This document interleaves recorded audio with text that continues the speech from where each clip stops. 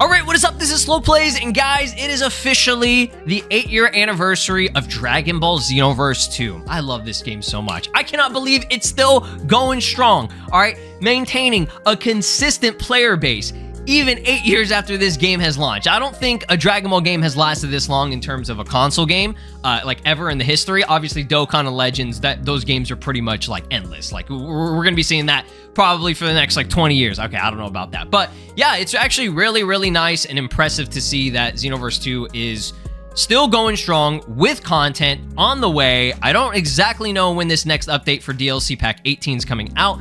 I'm going to assume it's going to be before the end of the year. It could be late next month in November or maybe sometime in December. I don't think it'll be anytime in 2025, but I could be wrong. We'll see. They said coming soon. Okay, when I hear coming soon, that could be within the next couple of months, right? So let's actually talk about this because the anniversary was actually yesterday. Shout outs to your boy Zero. Okay, Zero in my comments section for reminding me that the anniversary was even happening yesterday. Today's the 26th. This game released like on different days in different countries. Like I think in Europe it released on like the 28th or something like that. And then Japan, for whatever reason, it released like the 2nd or like the 3rd of November, which is kind of weird. Usually Japan would get it earlier. But yeah, most Dragon Ball games these days, they're just all right, fuck it, we'll just release it on the same day. This is confusing. Why we're releasing it on different days, right?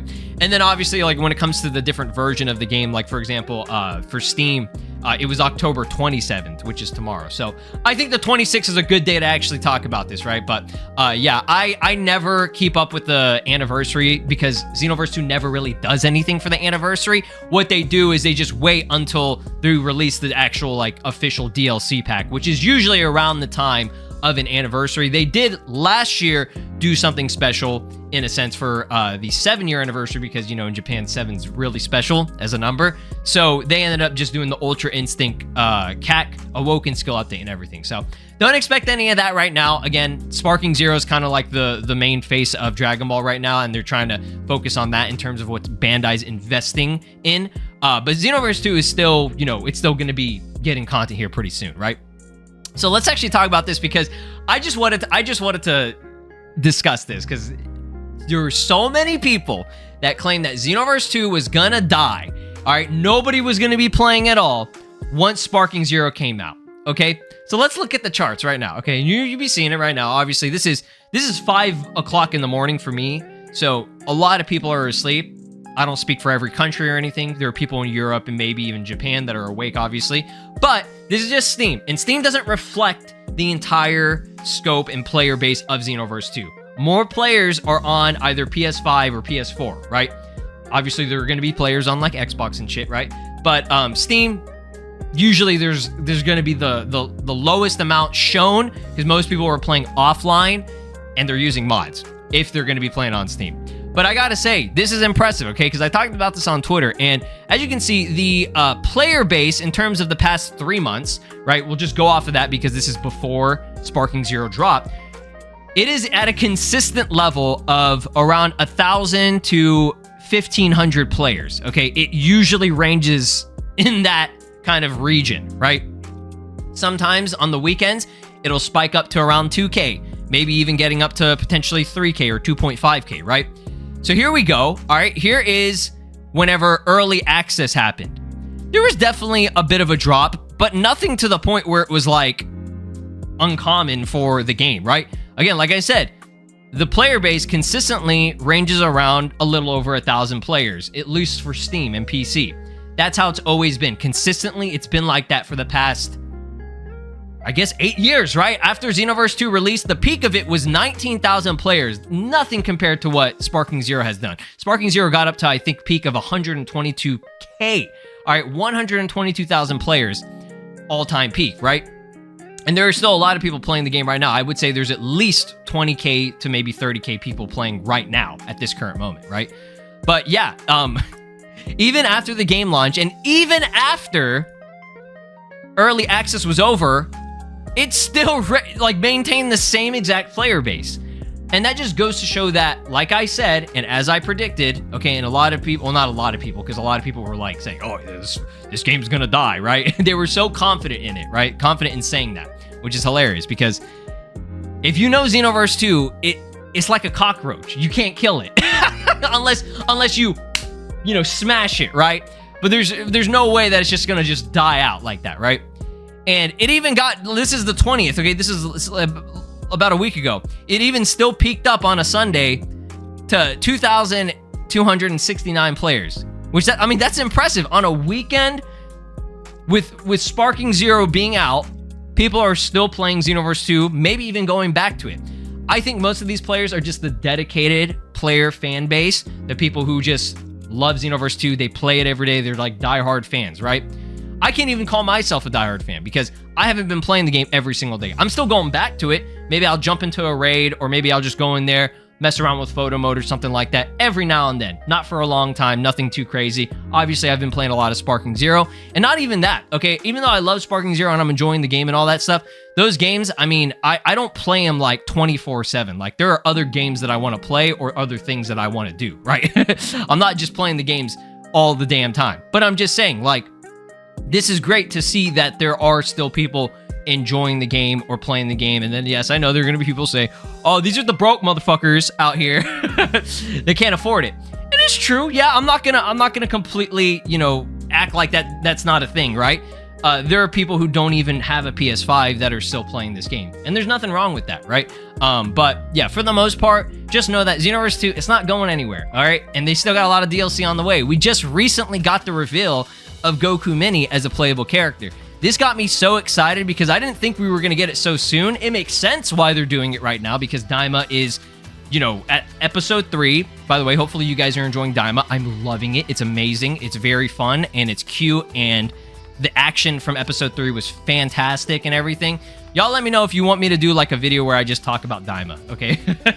Because I'm really enjoying it. But yeah, Kakarot got its reveal for the next DLC, which is crazy. Kakarot's already getting a Daima update on a story. Like, that's got to be releasing probably sometime after like main big stuff happens in the anime. Like, it's got to be sometime next year because that blows my mind. Like, we're only on the 3rd episode of Daima, and they already have like a full, at least part 1 of the story coming out. I have no idea how far that's gonna go, but again, it's part 1, right? And then Sparking Zero got its confirmation of Glorio and Vegeta Mini, which is really cool too. I'm happy to see that. That's going to be in the second DLC pack.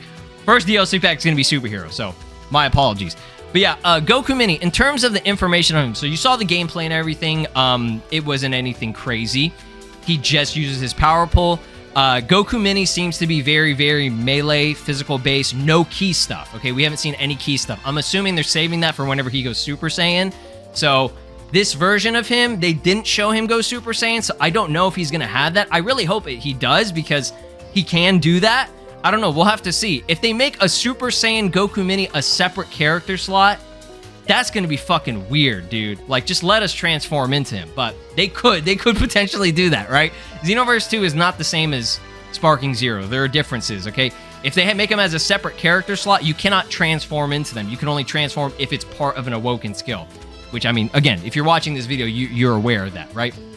So at New York Comic Con, they revealed this, and they also stated that in Future Saga Chapter 2, which he's going to be part of this next upcoming update with Belmod and Ultra Supervillain Jiren. Okay, so he's the 3rd character, so that's 3 characters so far. I'm assuming we'll get at least 1 more, maybe 2 more, okay, because these packs are huge and they're pretty expensive, right? So yeah, obviously you can equip his skills on the avatar, which they showed. It's just mainly power pull stuff. That's pretty much all he does. His ultimate's cool. It's like frame for frame, like stuff, like something that he did in the actual anime itself, where he like pulls out the power pull and then he does like his crazy movement and everything. It looks really nice, right? And that's not all, okay, because this is the interesting part. A Goku Mini free trial campaign will be coming soon. Stay tuned for more details. Now let's talk about this free trial campaign, because I can't exactly tell you what this is going to be. Is it going to be that like it's a trial of people can use this version of Goku for a short period of time? Maybe it's like, oh, it's going to be a free trial in terms of a limited time where you can unlock him as like a free update type of thing, kind of like Supreme Kaya time. I am doubting that's the case. I think that's the least likely scenario. I'm pretty sure he's going to be part of the actual pack you have to pay for. So maybe they mean free trial. Like, for example, I think in Dragon Ball FighterZ, they do a free trial thing where you can use some of the DLC characters for like a short period of time or something like that. Or maybe it's just some type of campaign for Dragon Ball Daima, okay, where it's like, oh, you can, you know, get maybe his costume or I don't know, something like you can unlock something or get some free TP medals, like just like a basic ass campaign, nothing special. So this could be what they're going to be doing in a sense for the 8-year anniversary, just because this sounds like something that they're going to do before the DLC drops. That's what I'm assuming, because if it's a free trial, okay, that means it's going to be most likely like a limited time type of thing. They would want to do it before they release the DLC, so maybe it's going to be like that. I think it's going to be likely that you can use Kid Goku / Goku Mini for a short period of time just to try him out. Like it's almost like a demo of him before it drops, and everybody can, you know, give it a try. They rarely or almost never do this for at least Xenoverse 2, as far as I know, but I don't know. We'll see what happens. Y'all speculate, comment down below, because I just found this very interesting. Not many people were talking about it because it was at the very end of the trailer, right? So yeah, that's pretty cool. Now, last thing, this is just separate. I think it's been over a month, maybe even 2 months since I talked about any of the raid stuff, just because the raid stuff hasn't been all that interesting. If we go through the history, like they had a Gohan Beast raid, which we've had before, GT Vegeta transformation raid, which we've had before, Breakers campaign and all that shit. That was kind of, I think the last thing I covered was Tapion. That was it. And that was, yeah, dude, that was like over a month ago, which is crazy, right? So what's going on right now? I would assume the Guldo shit is going to be going on. So do your Guldo Breakers campaign. Ooh, shout outs to Breakers. I have no idea. Is anyone playing Breakers right now? I think the 2nd year anniversary already happened for this game, and they have it. I think they delayed it or something like that. If you're still playing Breakers, awesome. You know, that's great. I'm pretty sure there still are people. Again, like Xenoverse 2, they have like a dedicated fan base, but I almost forgot about it. I'm not even joking. I'm not trying to throw shade or be disrespectful or an asshole about it. I'm genuinely, I literally forgot Breakers. There's so many Dragon Ball games, not because it's like a bad game or anything, just because there's just too many Dragon Ball games right now, okay? But yeah, they had like a tournament a couple of weeks ago. Canton City tournament always returns like once a month. The only thing that's really going on that's major is this one, which is pretty cool. Potential Unleashed Piccolo that transforms into, I guess, Orange Piccolo.